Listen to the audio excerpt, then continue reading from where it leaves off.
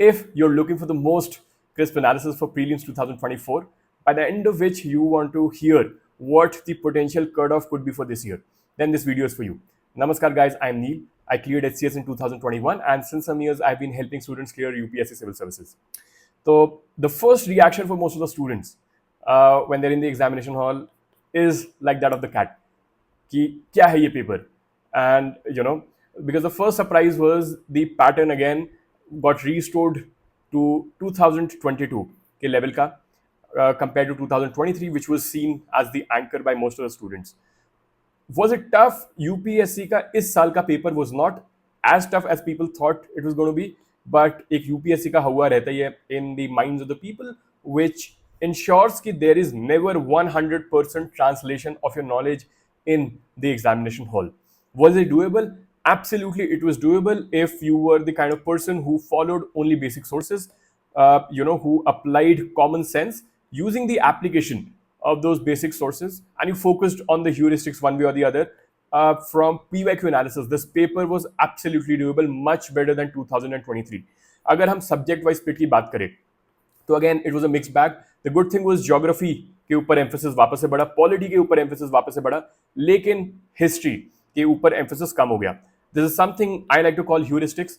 ये वो questions है जो लगेंगे मे बी कि इकोनॉमी से आ रखे हैं या geography से आ रखे हैं, but these can not be found in the standard sources. ये थोड़े से जिन्हें कहते हैं random questions है, तो I don't classify them किसी subject के head में. These are heuristic based questions जो कि basic common sense को use करके on the an application of your basic source is how you have to solve the split. But even था usually by and large every year this is the case, nearly 30 questions heuristical understanding से करने होते हैं, 70 questions subject से आते हैं और वो 70 questions का split amongst those 6 subjects keep on changing.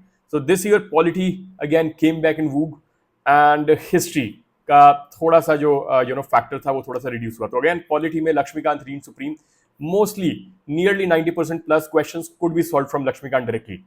Economy के क्वेश्चंस थोड़े से टेढ़े थे, थोड़े से डिफिकल्ट थे और इकोनॉमी के क्वेश्चंस की मात्रा भी बहुत हाई थी, इसलिए थोड़ा सा ये section was one of the tricky sections this year. History के क्वेश्चंस एज यूजुअल अगर मैं एंशियंट मिडीवियल की बात करूं तो वापस से रैंडम क्वेश्चंस आए थे. थोड़ा बहुत प्रीवियस ईयर क्वेश्चन से जो हेल्प मिल सकती थी वो मिली, लेकिन this is like that creature which is from the ancient India was surprised कि ये क्या था, वही वाली फीलिंग आएगी. But as we discuss most of the questions you will leave in the paper will come from the history section, तो इसमें भी बहुत ज़्यादा लोड लेने की जरूरत नहीं थी. जिस तरीके से डीमोनेटाइजेशन के बाद 1000 और 500 के नोट को डीमोनेटाइज कर दिया गया, वैसे ही modern history was also demonetized out of this exam. बहुत ज़्यादा कम 2 या 3 सवाल बेयरली कहीं दिखेंगे, which again is a little change tweak in the pattern. Usually modern के सवाल अच्छे खासे दिखते हैं, but that is why you in UPSC stand for unpredictable.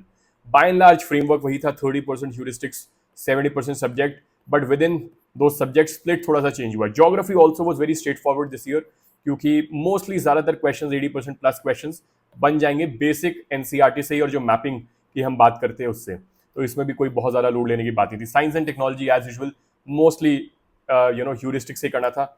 Environment में no matter how many species you study, they will bring out a species जिसके बारे में नहीं सुना होगा. तो फ्लाइंग फॉक्स इस बारी कहीं से वो निकाल के ले आए. ये तो कोई लीस्ट कंसर्न का एनिमल है या वर्मिन है या नहीं है, उसके ऊपर बहस लोग करते रहेंगे अपनी अपनी.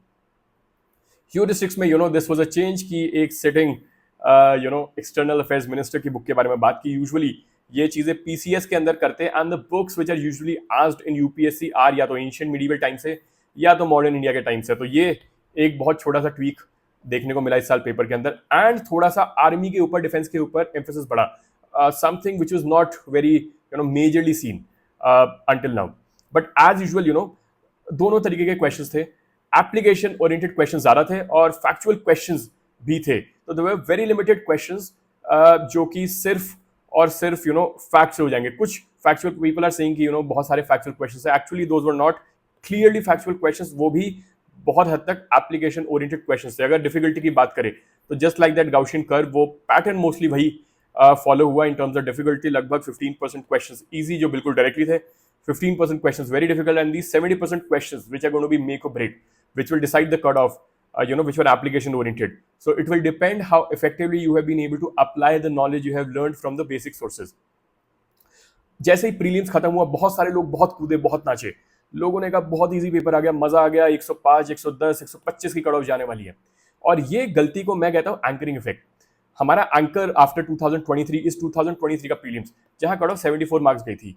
हालांकि ये पेपर इतना डिफिकल्ट नहीं था 2023 जितना, बट सिंस वो 2023 जितना डिफिकल्ट नहीं था, थोड़ा सा ईज होने के बाद भी लोग उस ईज को बहुत ज्यादा मैग्नीफाई करें। तो absolutely I do not think it was as easy as people are making it out to be. जब घर आके अभी अपने सवाल मिलाने शुरू करेंगे और उसके ऊपर मैं बात करूंगा, तब समझ में आएगा पेपर इतना इजी नहीं था जितना ही लगा। You only think that it is easy because of 2023 के anchoring effect. Number two, most of the questions this year came from the theme जहां लग रहा था कि हाँ ये थीम हमने पढ़ी हुई है, लेकिन whatever fact was asked from that theme would not be known by a lot of students। तो दोनों चीज ये है, वो गलत फहमी लोगों में क्रिएट करी है कि पेपर बहुत ज्यादा इजी था। Absolutely it was not easy. Of course only 1 only 2 ये जो बीमारी 48 क्वेश्चन की आ गई थी वो 15 क्वेश्चन पे रिड्यूस हो गई है, in line with what happened in 2022। ठीक है, तो पेपर कितना इजी था, पेपर में कट ऑफ क्या होने वाली है। एक बात और समझने की है, as I spoke I think previously also about it, paper की एंजाइटी के चक्कर में, पेपर में एंजाइटी के चक्कर में, डर के चक्कर में, यूपीएससी के हौवे के चक्कर में 100% ट्रांसलेशन इज ऑलवेज यूटोपिया। कभी भी 100% ट्रांसलेशन नहीं आएगी। तो घर में बैठ के जो सवाल लगता है बहुत ईजी था, पेपर के अंदर वहां भी व्यक्तियों के चारों खाने चित रहते हैं। तो very it was not as easy, again I will repeat, as people are making it out B.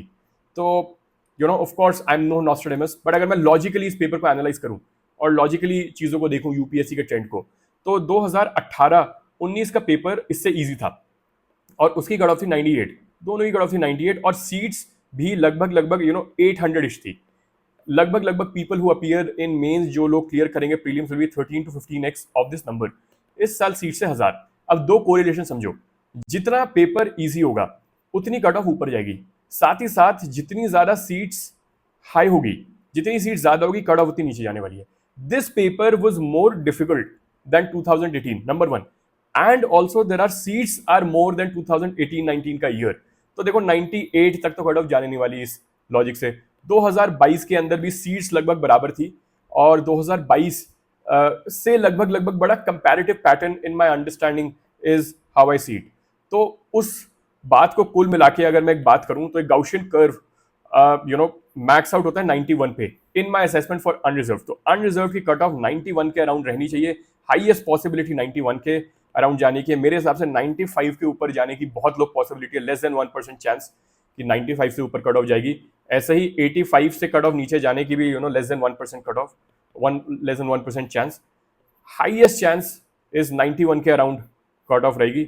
But again as I said, I am no Nostradamus, nobody can 100% confirm cut off क्या होने वाली है, क्योंकि cut off is an is a result of an aggregate behaviour of how students behave in the examination hall. और हर एक व्यक्ति पे कैमरा नहीं लग सकता, हर व्यक्ति के हमको मार्क्स नहीं पता। और ये मार्क्स जो कट ऑफ आ रही है, it is also from UPSC की। अभी बहुत सारे दीदी भैया अपनी गलत की निकाल देंगे, जिसमें 10 से 15 सवाल गलत होंगे। 3 गलत सवाल से 8 नंबर का झोल हो जाता है। तो 15 नंबर से देख लो, 5 8 40 मार्क्स तक का झोल हो सकता है। तो मेरी हिदायत ये है कि अभी अपने मार्क्स कैलकुलेट करने से दूरी बनाए रखें, because you do not know कि किसकी की एक्यूरेट है। लास्ट ईयर भी हमने देखा था, हर की लगभग 15 से 16 सवाल गलत आंसर के साथ लेके बैठी हुई थी। लेकिन by and large in my assessment, इतने साल के एक्सपीरियंस के बाद, you can take a screenshot, मेरे हिसाब से कट ऑफ रहने वाली इसी रेंज के अराउंड है। अब टाइम होना चाहिए to focus on your mains, या फिर let's say decide on your plan B, या फिर let's just chill out paper के एटलीस्ट रिजल्ट तक। तो if you have any questions, I have decided that we will be conducting certain sessions on Gmeet link UPSC Neel के ऊपर मैं डाल दूंगा। तो this is our Telegram channel. If you have any follow up questions, if you want to be a part of the meet, you can join the channel, and if you have any follow up questions, you can leave them in the comments too. हो सकता है maybe you have a difference of opinion with me किसी भी इस point पे, you are free to make your opinion heard in the comment section. Hopefully I am going to see you very soon, either in the meeting और इन the comment section, या फिर नहीं मिलेंगे तो कोई दिक्कत नहीं है, जिंदगी बहुत लंबी है, बहुत सारे लोग हैं मिलने के लिए। Take care guys and best of luck, bye.